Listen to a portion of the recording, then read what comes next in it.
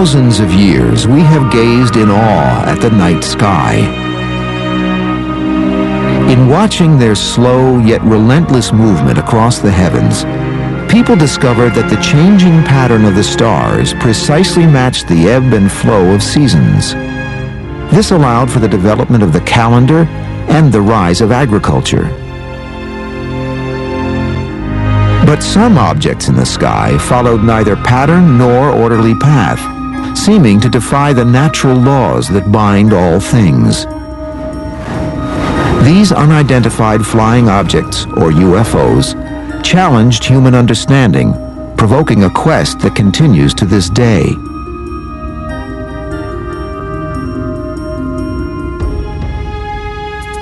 You'd have to say that UFO evidence goes back as far as man has left any records at all, because even in ancient cave art 20,000 years ago or so in France and Spain, there are objects, drawings that look like modern flying saucers. So you'd have to go back that far if you wanted to start some point in time when the first UFO report was recorded. Forever frozen in silence and in stone, these provocative drawings raise questions which are debated to this day. For some, these shapes represent gods or ancestral spirits. But for others, they are ancient depictions of spacecraft, ancient aliens.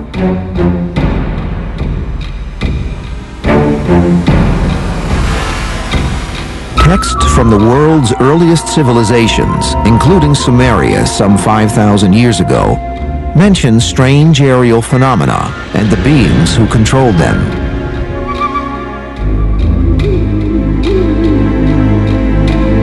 There are ancient records in which people describe different kinds of flying objects which they have seen.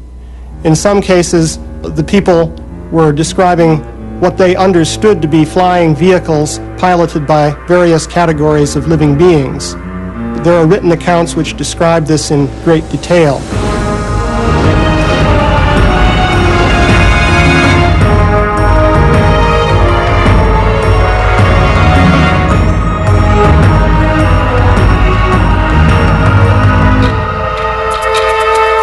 The images are provocative and controversial.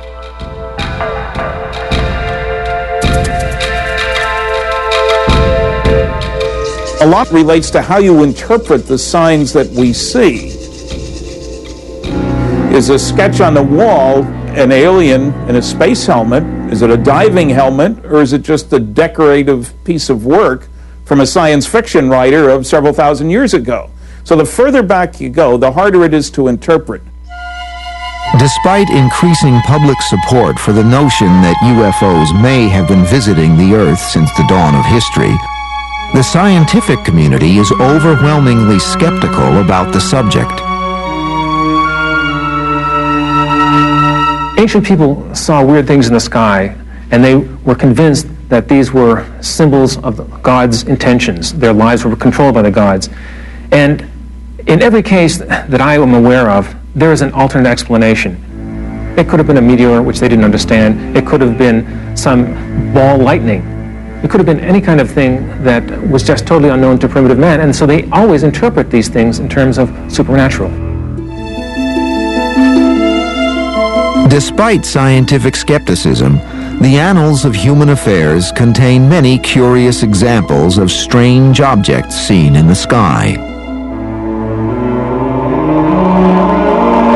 One of the earliest written records of an encounter with a UFO comes from Egypt, more than 3,500 years ago.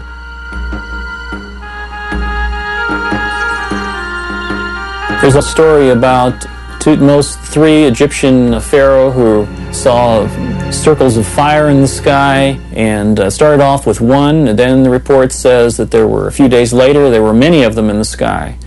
And he was so impressed that this was recorded on a papyrus and considered very momentous. In the year 22 of the third month of the winter, a circle of fire appeared in the sky. After some days, it became more numerous and shone with the brightness of the sun. extending to the very limits of the heavens. The records of Pharaoh Thutmose, 1480 BCE. Centuries later, during his invasion of Asia, the mighty Greek leader Alexander the Great is chronicled as having witnessed UFOs.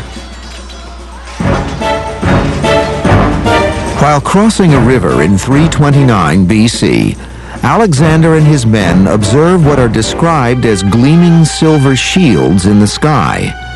The objects repeatedly swoop down on the column of soldiers, scattering men and horses in panic. 7 years later, while attacking the Phoenician city of Tyre in the eastern Mediterranean, Alexander again encounters UFOs. Recorded by observers on both sides of the conflict, one of the objects suddenly shoots a beam of light at the city wall, which crumbles into dust, allowing Alexander and his troops to easily breach the defenses and take the city. The passage of centuries leaves us with little proof of whether the events really took place, or were merely the products of fertile and imaginative minds.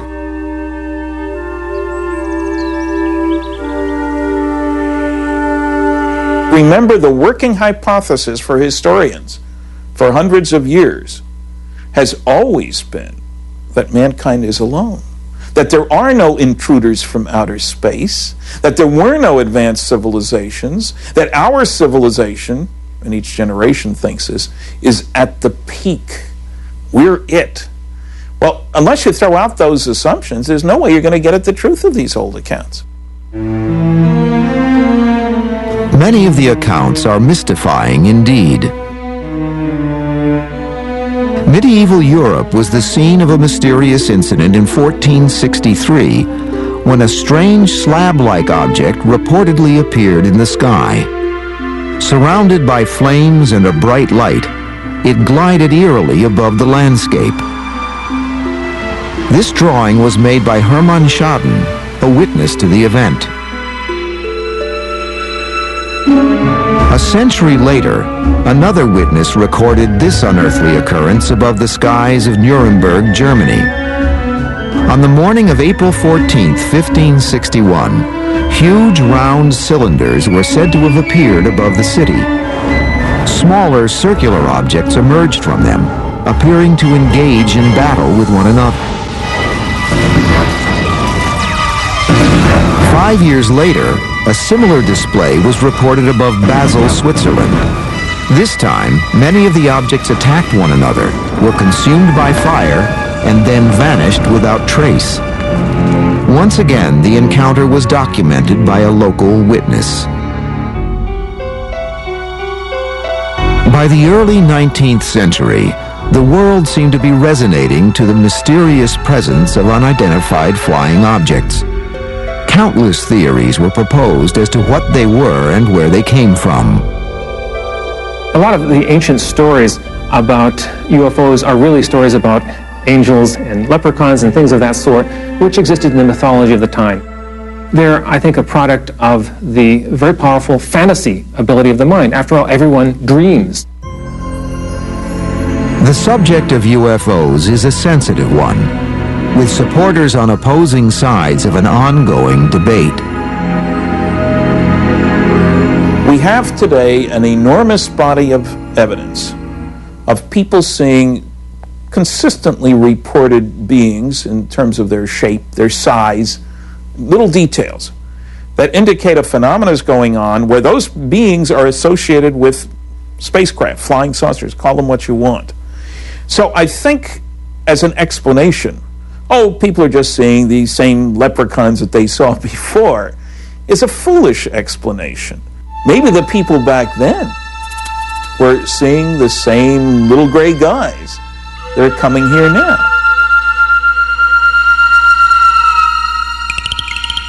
For centuries, scholars have grappled with the question of what UFOs may be, the possible identity of their occupants, and where they may have come from. Unfortunately, answers are hard to find.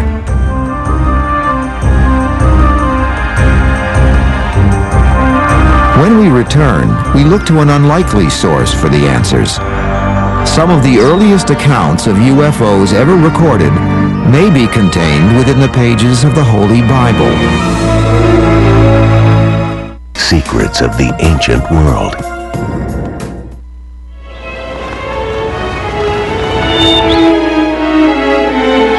The saga of events that once played out against the landscape of the Middle East is enshrined in the Western world's most revered book, the Holy Bible.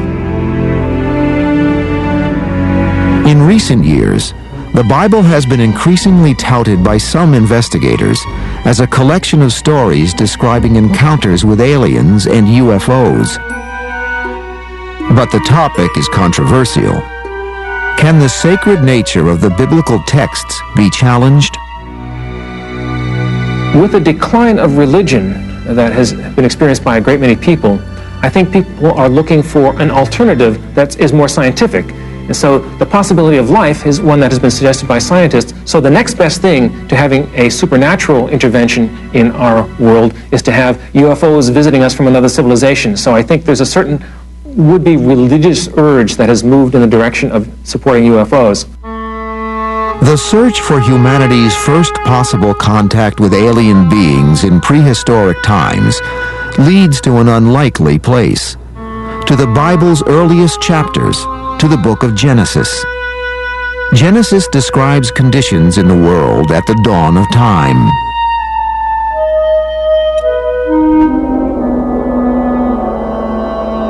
There were giants in the earth in those days, and also after that, when the sons of God came in unto the daughters of men, and they bore children to them. Genesis 6:4. Exactly who were the giants in the earth and the sons of God mentioned in the text? While most English Bibles use the word giants, the original Hebrew word is Nephilim. One translation of the word Nephilim is the men who came down, or those who came down, meaning those who came down from the sky. So it may not mean necessarily that they're physical giants. They could just be something like great heroes that came down from the sky and produced a hybrid race.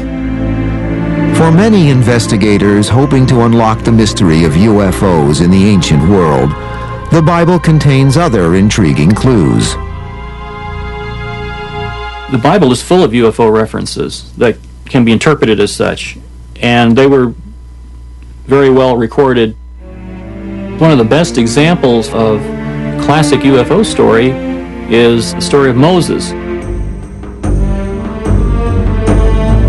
3,500 years ago, an epic period in biblical history begins when Israelite slaves are finally released from bondage in Egypt. Under the leadership of Moses, they begin a 40-year trek through the wilderness en route to the Promised Land. But according to the Bible, something very mysterious guides the multitude through the barren desert.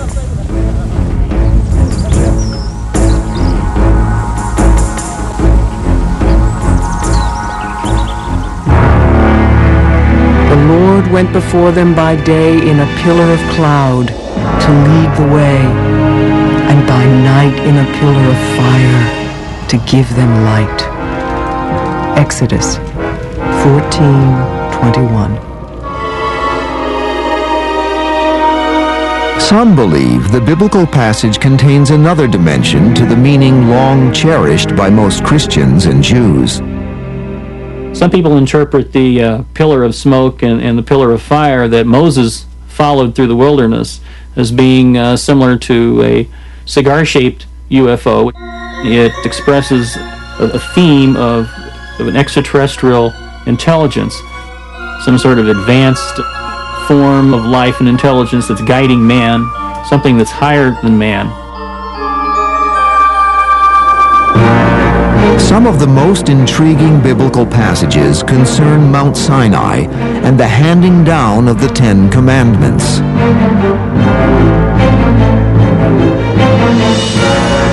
Mount Sinai was covered in smoke, because the Lord descended upon it in fire, and the smoke ascended as the smoke in a furnace, and the whole mountain quaked loudly.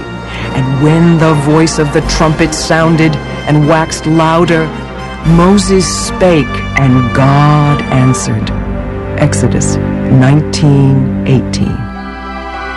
When Moses returns with the Ten Commandments after his encounter with God or Jehovah on Mount Sinai, his skin mysteriously shines with an unearthly glow.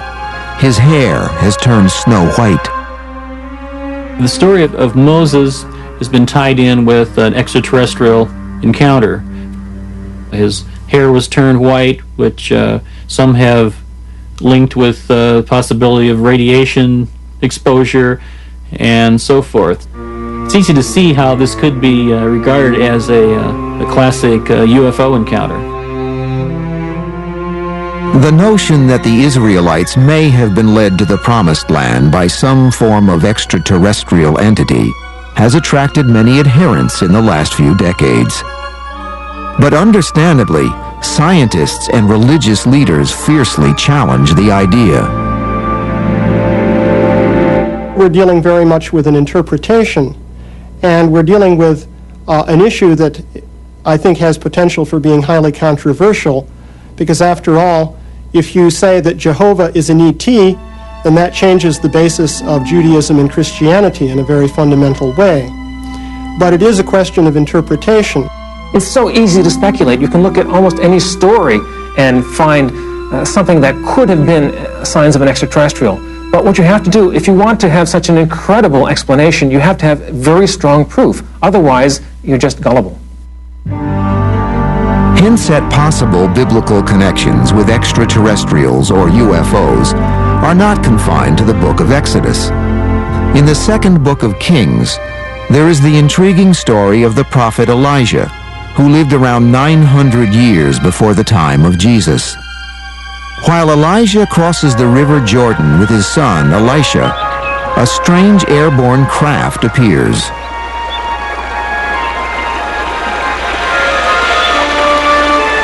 And it came to pass as they went on and talked that, behold, there appeared a chariot of fire and horses of fire, and parted them both asunder. And Elijah went up by a whirlwind unto heaven. And Elisha saw it and cried, and saw his father no more. 2 Kings 2:11. In all ancient cultures, you will have descriptions of flying chariots of different kinds. For example, a chariot drawn by horses that flies through the sky and so on. In many cases, people today will interpret these as UFOs, that is, some kind of vehicle that flies under its own power. Just over 3 centuries after Elijah's ascent into heaven in a chariot of fire, another strange incident occurs. This time it concerns the Hebrew prophet Ezekiel. He is believed by some to have encountered alien spaceships on at least 4 separate occasions. In one account, he describes a clearly mechanical device under the control of human-like figures.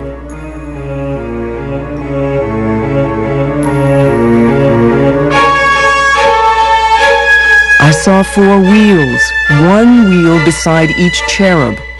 In appearance, they were like sparkling topaz, and all 4 were alike, like a wheel within a wheel. They moved in any 4 directions, never swerving from their course. Ezekiel 10:8.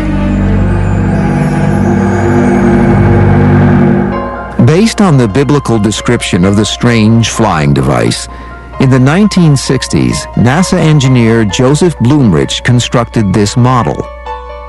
Is this what Ezekiel saw? I don't know what Ezekiel saw, if he saw anything. One possibility is he was dreaming. Another possibility, he had some hallucinogenic mushroom or something of that sort.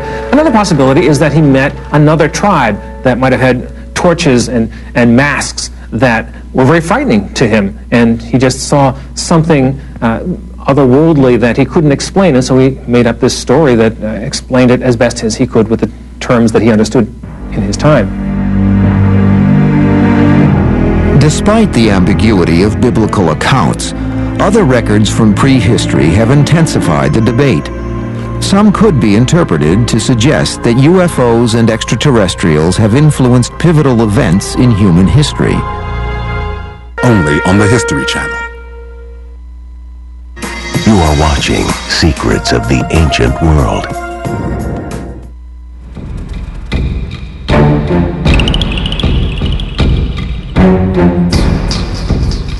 Artifacts discovered throughout the Near East speak of a time when humanity's ancestors came to Earth from the heavens. Hundreds of clay tablets and cylinder seals depict human-like beings with wings, linking them with the sky, and always conspicuous, the stars.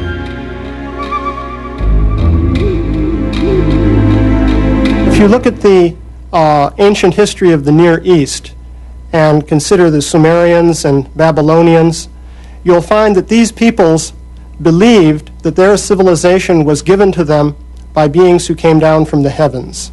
There's nothing in the historical record that is really conclusive. There are some intriguing stories in the records of Babylon, for example, but the human mind is so easily able to invent myths and fantasies that we have to take these ancient stories with a grain of salt.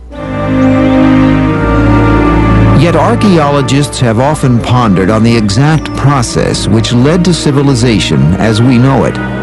For it was with the suddenness of a sunrise that human ingenuity and engineering skills arose from the Stone Age and burst forth onto the landscape of history.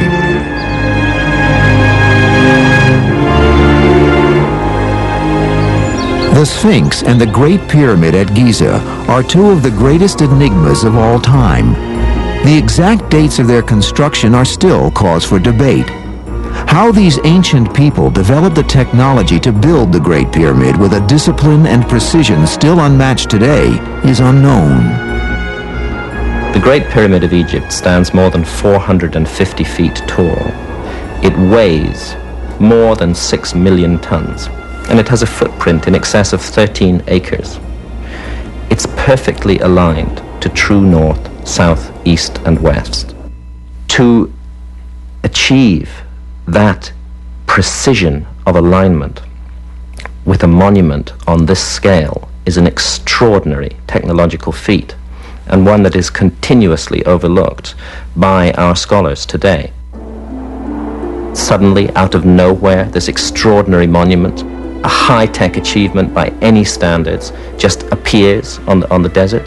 This is a great mystery, totally unexplained by conventional history, and one that requires us to use our minds and our imagination and intelligence to try to work out what on earth is going on here and what it says about the origins of human civilization, of the origins of our society, and our view of the past and where we came from.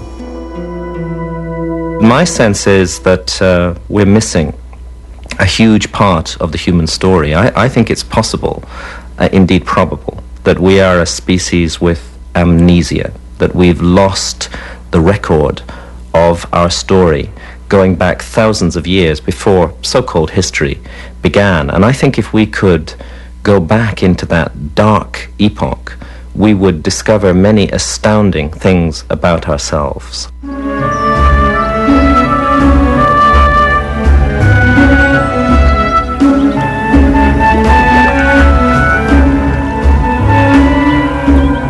Egypt and the Near East are not the only regions where ancient ruins taunt the mind with the riddle of how they came into being. There are many such places. This is one of them, the great ceremonial center known as Tiahuanaco in Bolivia. Not as old or as imposing as the pyramids of Egypt, what makes this site so unusual is its unique location. Some believe that it too could not have been built without intervention from a superior source.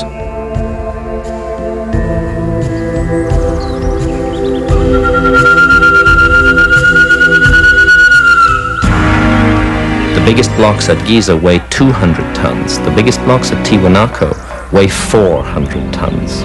400-ton blocks of stone used to create enormous constructions, 12,500 feet above sea level, in an area where it's almost not possible to grow any food today. The altitude is so high that the crops come out of the ground stunted. And yet again, we're asked to believe that this was done with massive labor forces hauling on ropes, pulling these blocks along.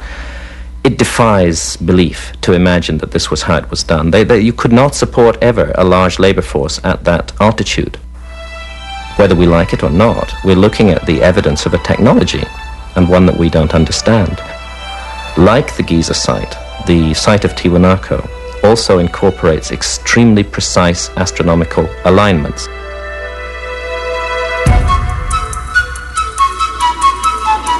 Perhaps the most perplexing sight of all in South America are the Nazca lines in Peru.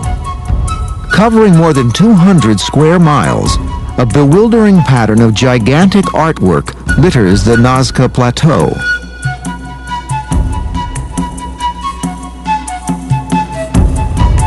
In addition to figures of birds, spiders, and animals, arrow straight lines stretch out to every point of the compass. Believed to have been laid down here more than 2,000 years ago, they are observable only from a great height.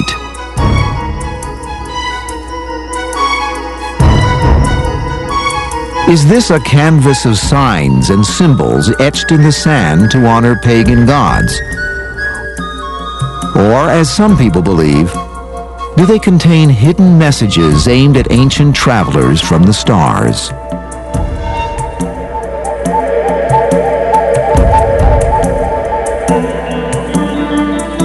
These are very remarkable sculptures made by essentially moving pebbles so as to change the color tone of the desert surface. It appears that many of these patterns of lines seem as though they're oriented towards the heavens in some way. We really don't know what they were for or what or how they were interpreted by the people who made them. I think that this may be one explanation, that the Nazcans were projecting these into the sky and using them for religious and ceremonial purposes. But the Nazca lines really do constitute a mystery. No one really knows what they were for. Like so much of the ancient world, Nazca broods silently, its secrets lost in time. You are watching Secrets of the Ancient World. Ancient World.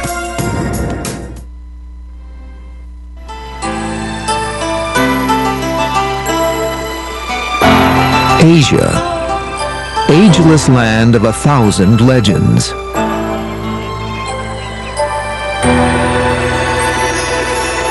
It is also a continent of intriguing riddles.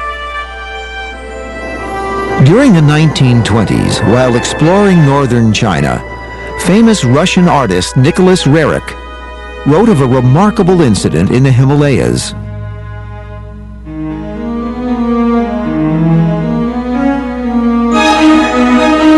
On August 5th, we were in our camp, and at about 9:30, some of our caravanners noticed a huge shining oval shape flying high overhead. It came from the north at great speed, crossing our camp before disappearing into the clear blue sky. It had a bright, luminous surface, brilliant in the sun. Nicholas Roerich, Travel Diary, 1926.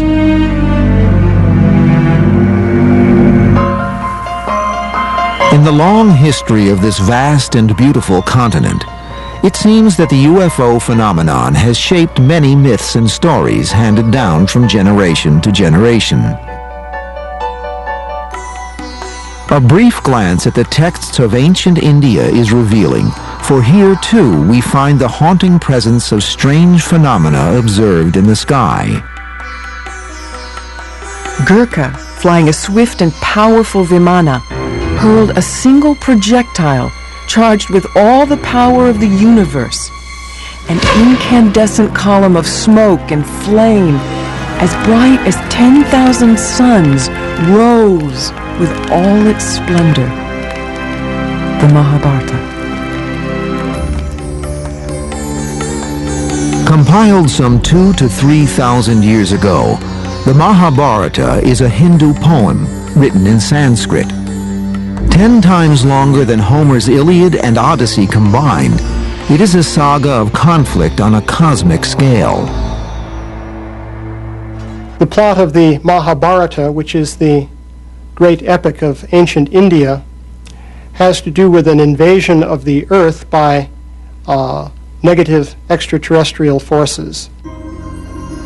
Basically, the idea was that governments of the Earth were taken over by beings coming from other planets who had the desire to control and exploit the situation for their own personal benefit. The story goes on to describe how godly forces intervened, and finally there was a great battle here on the Earth in which the issue was resolved and the negative forces were repelled. Another epic poem, the Ramayana, was written more than 2,000 years ago. It too tells of conflict and conflagration in India's distant past. The Vimana was a weapon so powerful that it could destroy the earth in an instant. It made a great soaring sound in smoke and flames, and on it sits death, the Ramayana. Prominently featured in all these stories are strange flying devices referred to as Vimanas. Could they have been UFOs?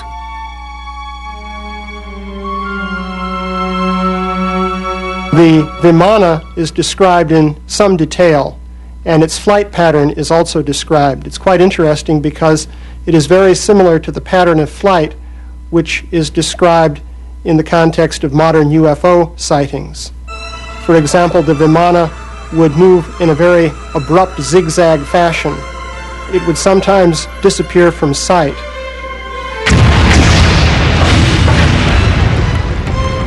The earth shook, scorched by the terrible violent heat of this weapon. Elephants burst into flame and ran to and fro in frenzy. Over a vast area, other animals crumpled to the ground and died. From all directions, the arrows of flame rained continuously and fiercely from the Vimanas. The Mahabharata.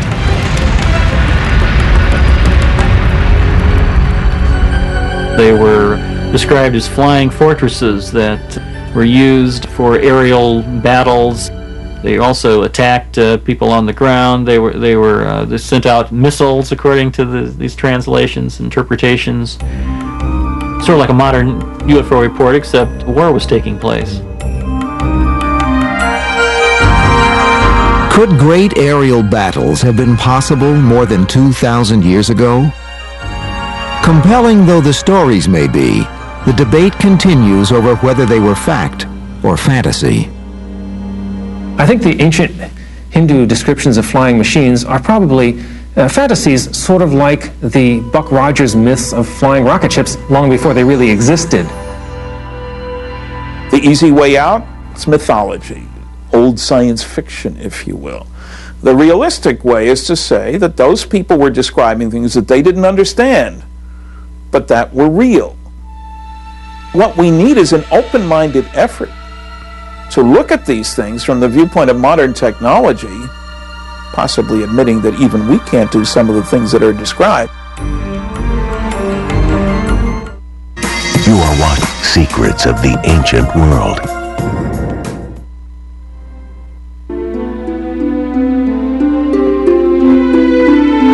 While many believe that the Earth has been visited by extraterrestrials in their spacecraft, could this indeed be possible?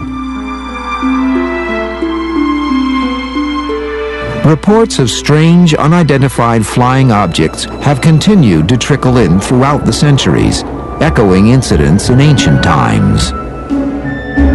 By the 1940s, the term flying saucer had entered the vocabulary of a fascinated world. Suddenly, seemingly everywhere, the skies were filled with UFOs of every description. In the ensuing decades, UFOs were witnessed by people from all levels of society. Even astronauts saw them. I personally believe in UFOs, and I believed in UFOs before I got into the space program. I just personally believe that there are other civilizations somewhere out there that people are traveling from. This was in the early 1950s when I was flying fighters in Germany, and these objects were coming over our base that appeared to be the same kind of formations that we fly in our fighters. On occasion, their movements were more erratic than ours, which meant they could really accelerate laterally and accelerate fore and aft more readily than we do.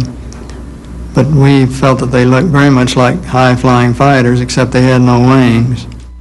They were certainly higher and faster than any airplanes we know of here on Earth at that particular time, and they certainly appeared to be saucer-shaped and metallic.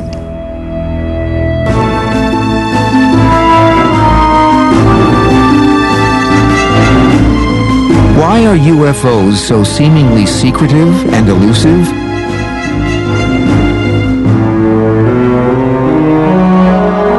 If extraterrestrials are visiting the Earth, some believe that this question only can be answered by direct face-to-face contact with them.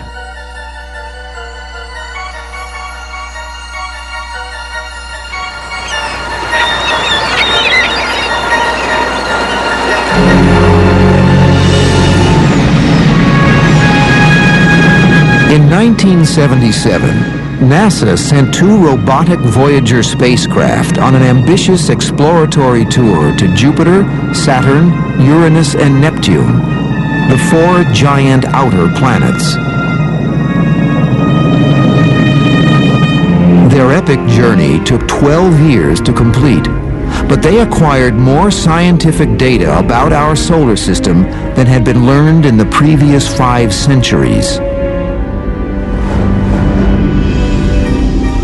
Could this be the UFO's mission to planet Earth? To explore our world on behalf of another technologically advanced civilization somewhere in the far-flung reaches of the cosmos?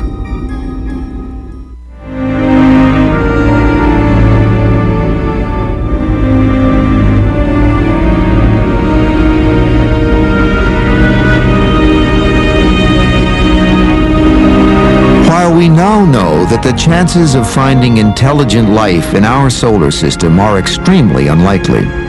Our sun is but one of billions in our galaxy, and the galaxy itself is but one of countless galaxies spread throughout the universe. With these odds, can we be alone? In August 1996, scientists announced that life might have once existed on Mars. Just a few months earlier, the first planet orbiting another sun was confirmed. Though 8 light-years, or a staggering 50 trillion miles from Earth, on the cosmic scale, that is literally just down the road from our own backyard. Today, we know a lot about the universe, and we know there really is a possibility that there could be life out there, but most of what you hear about it is nonsense, because people accept the most bizarre stories without proof. And there are many stories from all over the world of people seeing strange lights in the sky. Some of them are true. There are strange lights in the sky, but they usually have an explanation. There are all kinds of things going on around us, and the average person doesn't know about this, and they see something weird, and they say, wow, it must be extraterrestrial. So there's a tremendous amount of gullibility all over the world. We live on a planet revolving around a star in the middle of an unknown infinity of space. Isn't it arrogant and stupid to imagine that we're the only life in this enormous universe? If you take our ancient texts seriously, they all tell us that the universe was created as a home for life, that the universe is full of life. I think it's obvious that there are many other intelligent life forms in the universe, and I don't dismiss for a moment the possibility that they have visited Earth, perhaps in the past, perhaps even now. Next on the History Channel.